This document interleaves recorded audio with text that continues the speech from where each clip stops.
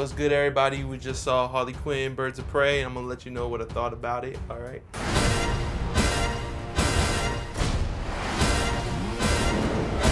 Fall in love. Oh shit, is that a hyena in a bathtub? So this new movie, Harley Quinn, Birds of Prey, I can't say I was like extremely excited for this movie. My thoughts of Suicide Squad was that movie was garbage. Probably one of the worst movies I ever saw. One of the only movies that I saw that had like technical issues. Like usually at a certain budget point, like a movie isn't just gonna have like the same technical issues as like a student film, but there were just like gaps in story. Like there were just editing issues and things in Suicide Squad that just made it hard to follow and just really kind of annoying to watch. So yeah, so basically with this movie, it looked like they were going with a similar sort of like tone with it.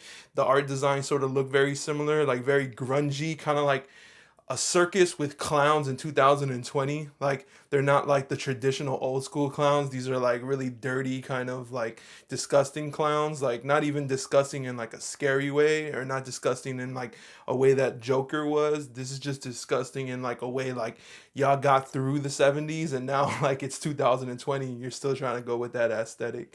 So yeah, definitely with this new movie, Birds of Prey, did not want to see it. When I saw the trailer, I go, yeah, it doesn't look any better. It really doesn't look good. And I didn't really understand the branding of this movie. Like, who is this movie catered towards? Like, is it towards women? Is it towards, DC nerds? Is it towards, I don't know. Like, I really didn't understand.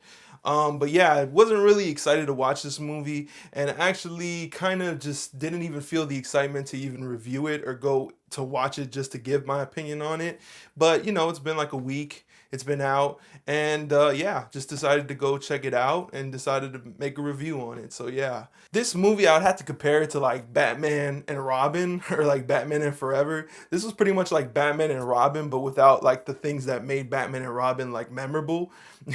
I know a lot of people think that Batman and Robin like isn't a good movie, but at least it has like really cool features, like the art design, and like it's pretty cool, just like toy models. Like it had like a really interesting art design to it, and it also had like all these like really silly catchphrases. All right, everyone, chill. This movie is just kind of like bland. Like it kind of just went for every like cliche about a comic book movie. It's like, oh, this is a character. Here's their name. This is who they are. This is what the gripe is about this person with Harley Quinn. So basically the plot of this story is that Harlequin is Joker's ex-girlfriend. They broke up. We see this at the beginning with like this little cartoon. In the cartoon, the thing that kind of confused me was that instead of using like Jared Leto's Joker that has all the tattoos and everything, they just go with like the traditional Joker look. Like I said in the past, like Jared Leto's Joker is probably like my least favorite Joker. He was like the riffraff of Jokers. So yeah, like with this new design, I thought they were gonna maybe like try to cover up that Jared Leto even happened, but no, pretty much happened. We see a couple of flashbacks that are really quick where we see over the shoulder and it looks like Jared Leto. The part of Suicide Squad that was actually interesting to me was Jared Leto's relationship with Harley Quinn. I wish I could have seen more of that. I really like the doctor and patient relationship, and yeah, they touched on it in the cartoon animation, but they just breezed by it so quickly. I could just tell that this movie didn't really care much about the character of Harley Quinn. It was just like, let's get to the action, let's get to that. I think sometimes with these movies, they think that really the draw of it is the action and is just seeing these characters from the comic book come alive.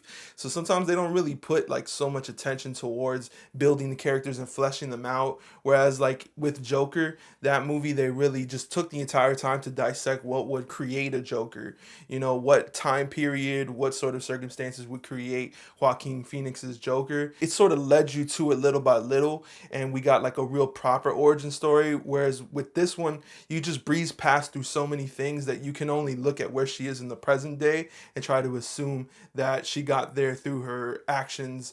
The interesting thing about Harley Quinn to me would be what is under the surface. Like, we touch on these things and it's like a quick explanation, but it'd be good to see actually like what happened to her as a youth and what happened to her with Joker and just see those changes. I would have really rather have seen that than see all this action story that happened with this diamond.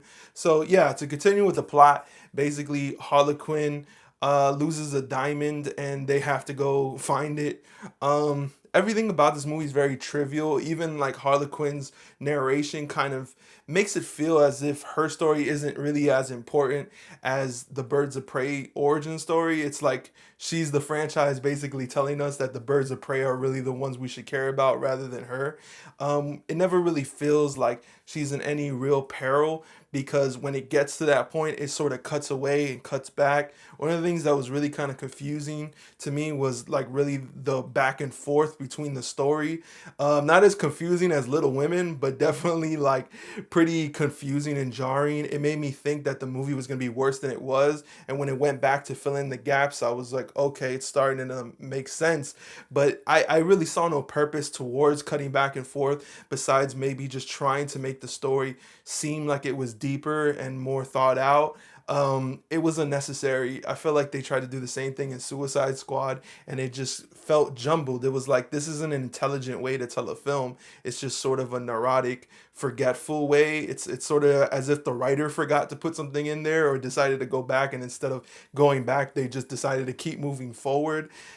This feels like a very weird movie. It feels like a third draft film, as if they had a draft and they just said continue to fix all the mistakes about it, but don't try to make it any better. Just try to brush forward, keep moving, and that's it. I have to say one of my favorite characters was Black Canary. I have no real like insight into the DC franchise or the DC comics. I don't know much about these characters. I've seen all like the Batman movies, but I don't really know much about these characters uniquely, except for Harley Quinn is Joker's main.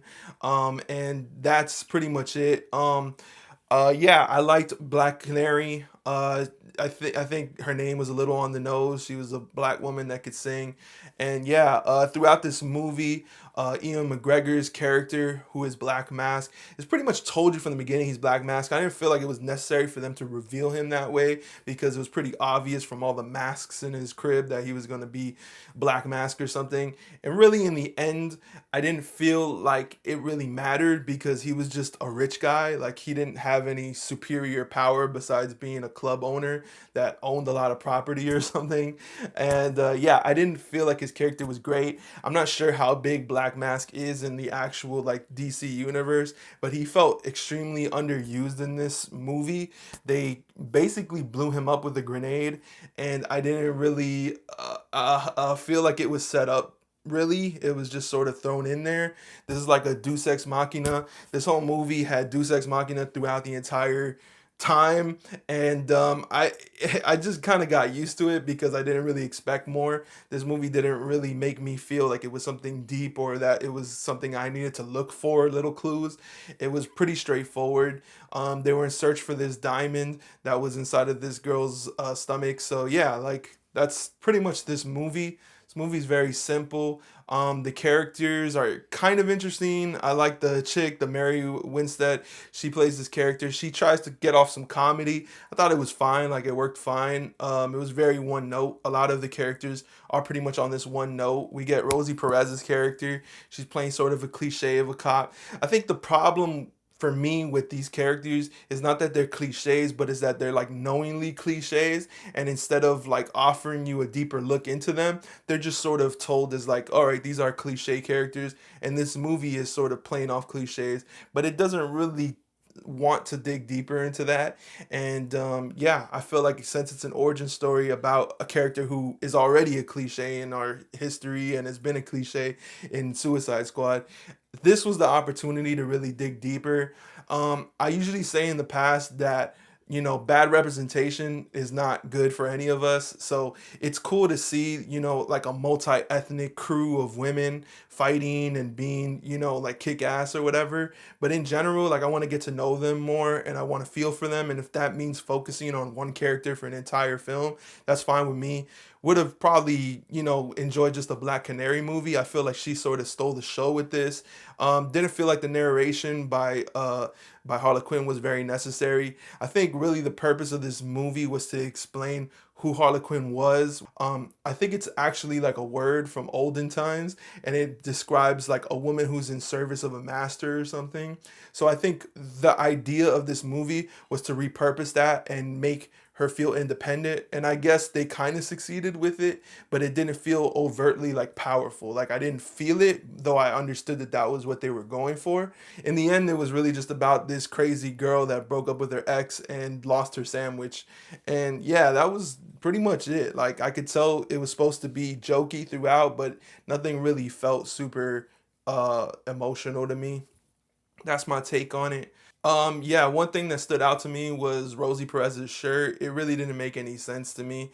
I didn't really get it. It wasn't extremely funny to me, and it kind of just took me out of it. I couldn't really tell if they were going for this like surreal comic book world or if they were trying to like ground it. I feel like they didn't really fully succeed on either. I think they were just going for the same aesthetic as Suicide Squad, and that wasn't really well done in general. So I don't know why they wouldn't decide to sort of pivot from that. So yeah, so this movie, I'm gonna give it a 5 out of 10. It wasn't like terrible to watch, it wasn't like Cats or something, but it definitely didn't offer anything new. Going in, I was sort of excited because I thought maybe they would go into the origin of Harley Quinn and show her relationship to the Joker, or just even dig deeper into what makes her who she is today. She felt sort of lost in this world. I feel like she really didn't have any purpose in here, and I don't know what they would do in a sequel besides bringing back Joker. You know, I can't really see how much more they would do with their character. It feels kind of done. Yeah, so if you guys enjoyed this review, leave a comment, like, and subscribe, and let me know what other films you want me to review or any TV series. I've seen a lot lately, but really, you know, I just try to touch on whatever I think is going to be the most effective because, you know, it's kind of tough out here, you know. It's a lot to do, man. So if there's something that you're really passionate about or something that you really want to hear me talk about, just let me know and I got you, you know. Peace.